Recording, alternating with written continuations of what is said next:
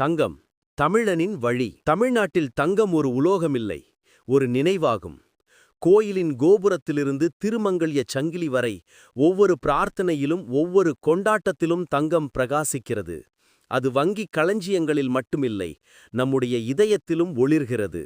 உண்மையைச் சொன்னப்போனா தங்கம் இயந்திரங்களை உருவாக்காது. அது மிகவும் மிருதுவானது, மென்மையானது. ஆனா நமக்கு தமிழர்களுக்கு அதன் அழகும் தூய்மையும் போதும். அதனாலதான் நாம் அதை மதிப்பு என்று அழைக்கிறோம். போர் வரப்போகிறது என்றால், பொருளாதாரம் அதிர்கிறது என்றால் மக்கள் தங்கம் நோக்கி ஓடுவார்கள்.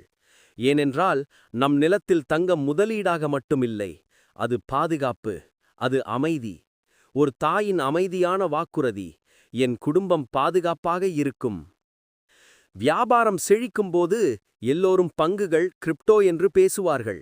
ஆனால் பயம் திரும்பி வந்தபோது தங்கம் மீண்டும் சிம்மாசனத்தில் அமர்கிறது. இது ஒரு சுழற்சி. கோடையும் மழையும் போல மீண்டும் மீண்டும் நடக்கும். ஒவ்வொரு தங்க கிராமிலும் ஒரு கதை இருக்கு. ஒரு அப்பாவின் தியாகம், ஒரு மகளின் கனவு, ஒரு அம்மாவின் பாதுகாப்பு. தங்கம் வாங்கப்படுவதில்லை, ஆசிர்வதிக்கப்படுகிறது. அது பணத்தை காட்டிலும் உணர்வை தாங்குகிறது. ஆனால் நினைவில் வையுங்கள், தங்கமும் சில சமயம் விழும். பயம் அதிகமாக இருக்கும்போது வாங்கினவர்கள் அமைதி திரும்பும்போது இழப்பார்கள். தங்கத்தில் பொறுமை வெற்றி தரும், பதட்டம் எப்பொழுதும் இல்லை. தங்கம் வாங்க சிறந்த நேரம் என்ன? மற்றவர்கள் கவனிக்காத நேரம்தான். விற்கச் சிறந்த நேரம் என்ன?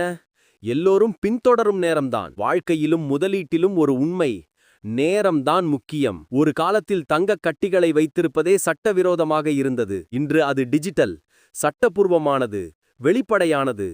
உலகம் மாறிவிட்டது. ஆனால் ஞானம் அதேபோல இருக்கிறது. இப்போது தமிழ்நாட்டின் இளைஞர்கள் வேற மாதிரி யோசிக்கிறார்கள். அவர்கள் அம்மாவிற்காக தங்க நாணயங்கள் வாங்குகிறார்கள், தங்களுக்காக எஸ்ஐபிகளில் முதலீடு செய்கிறார்கள். இப்போது தங்கம் திருமணத்திற்காக மட்டுமில்லை, அறிவார்ந்த வாழ்க்கையின் ஒரு பகுதி.